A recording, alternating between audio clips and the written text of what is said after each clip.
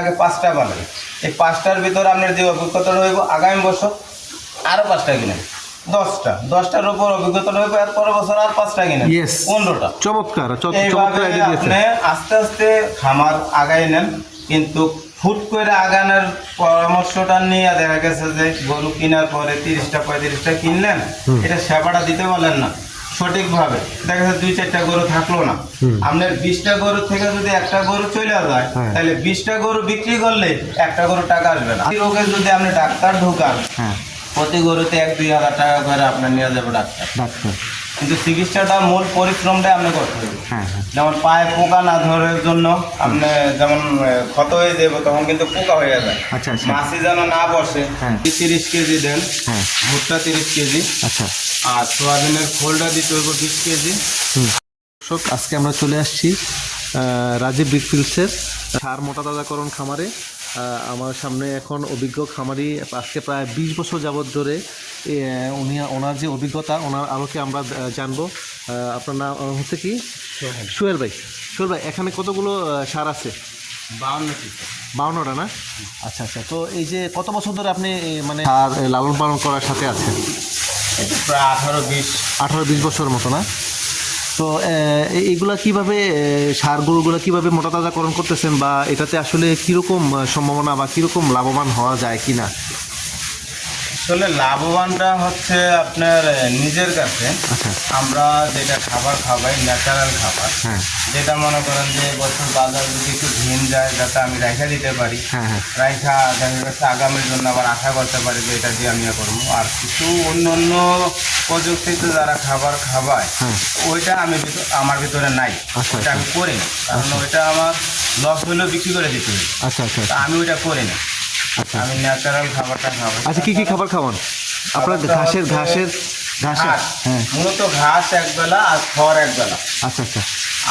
কখন কি কোনটা দিচ্ছেন? সকালবেলা কি? রাত্রে ঘাস দেই, সকালে খড়টা দিই।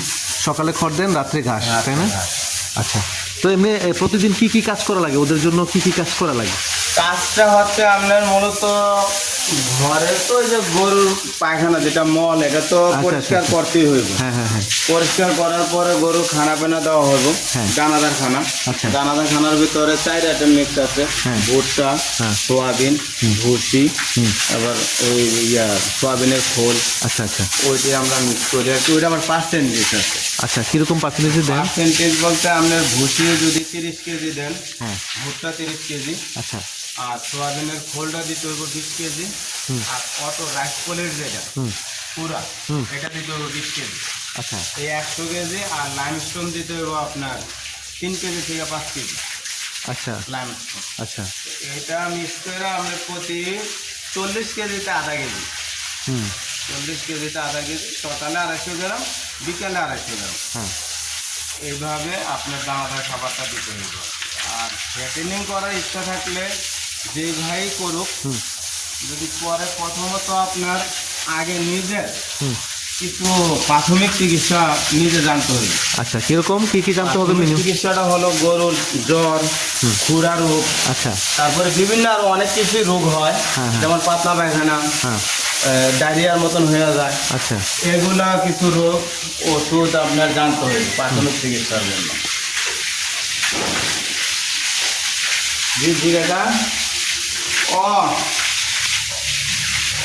আচ্ছা, যে প্রাথমিক চিকিৎসার কথা বললেন, যে আসলে খুরা রোগ, মনে করেন খুরা রোগ হওয়ার আগে কি করতে হবে আর হইলে কি করতে হবে? খুরা রোগ যদি হয়ে যায়, তাহলে আমরা প্রাথমিক চিকিৎসাটা হলো আমার জানতে হবে। খুরা রোগ হইলে গরুর টেম্পারেচার কিন্তু 3, 4, 5 এরকম টেম্পারেচার হয়ে বাইরে যায়, তখন এটার সাথে আপনার অ্যান্টিবায়োটিক, যেমন পোনাভেন আছে, কম্বিভেন আছে, বিভিন্ন কোম্পানির ওষুধগুলো আছে। এটার সাথে অ্যাস্ট্রাভেট আছে, অ্যালারভেট আছে, ফিস্টাভেট আছে, ওইটাও যোগ করতে হইব অ্যালার্জির জন্য। আচ্ছা, তারপর এটার সাথে টাফিন ব্যাট আছে, বা আরো টামফিন ব্যাট আছে জ্বরের জন্য। এই 3টা ওষুধ এটার 3 দিন 5 দিন দিতে হবে। এটার ওজন ওয়াইট অনুযায়ী প্রতি 100 কেজিতে 10 ml করে দিতে হবে পোনাভেন। 8 পিসি দিতে হবে অ্যাস্ট্রাভেট, 6 থেকে 7 পিসি দিতে হইব আপনার টাফিন ভ্যাট, এরকম করে আমরা নিজের প্রাথমিক চিকিৎসাটা নিজে চালাই নিতে পারি। আর এই ক্ষেত্রে এই রোগে যদি আপনি ডাক্তার ঢোকান, হ্যাঁ প্রতি গরুতে 1-2 হাজার টাকা করে আপনার নিয়ে যাবো ডাক্তার। ডাক্তার, কিন্তু চিকিৎসাটা মূল পরিশ্রমটাই আপনি করতে হবে। হ্যাঁ হ্যাঁ যেমন পায়ে পোকা না ধরার জন্য আপনি যেমন ক্ষত হয়ে যাবে, তখন কিন্তু পোকা হয়ে যায়, আচ্ছা আচ্ছা, মাছি যেন না বসে, হ্যাঁ তখন এখানে আপনি দিবেন হলুদ, হ্যাঁ ল্যাপটনের গোটা আছে, হ্যাঁ ন্যাপথিলিন, হ্যাঁ ইয়েস ইয়েস, ল্যাপটনের গোটা আপনি নারকেল তেলের সাথে মালিশ করে হ্যাঁ। ডইলা ভাঙিয়া এটার একটা গন্ধ বাড়িয়ে তখন এটা মাইখা দিবেন পায়ের খুঁড়ায়। আচ্ছা আচ্ছা, এরপরে পরিষ্কার করে পাগুলা ধুইয়া আপনি দিয়ে দিবেন হলুদ। হলুদটা কিন্তু আপনার পায়ের ঘাটা অনেক শুকায়। আমরা যেটা আগে হ্যাঁ বুঝতাম প্রাকৃতিক একটা ওষুধ, হ্যাঁ হ্যাঁ প্রাকৃতিক ওষুধ, পায়ের ঘাড় শুকানোর জন্য হলুদ যথেষ্ট। আবার হলুদটা দিলে আপনার ওই পোকামাকড়গুলো মরে যায়, আচ্ছা নষ্ট হয় না।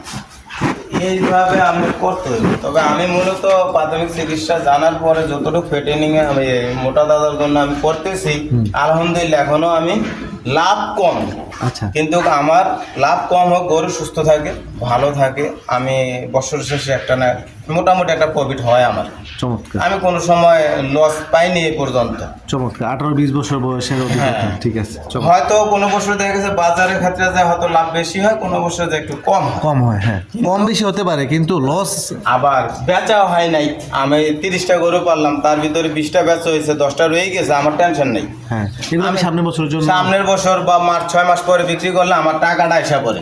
আচ্ছা আচ্ছা আমি আমার যে টাকা খরচ করি ওই টাকা আমার আইসা পড়ে। আচ্ছা এই জন্য এই প্রাথমিক চিকিৎসা প্লাস ন্যাচারাল খানা, এই দুটোটাই নিজে জানতে হইব। যাই না নিজের উক্তিতে, নিজের ব্যক্তিতে সব কিছু নিজেই পরিচালনা করে আপনার এই জিনিসটা সেবা দিতে হইবে। যেমন সকালবেলা ঘর পরিষ্কার, হ্যাঁ ঘর গরু গোসল করানো, খাবারের গরুর পাত্রগুলো, খাবার দেওয়া, হুম। গামলা পরিষ্কার, হুম। এগুলা কিন্তু গরুর জন্য মূল কাজ।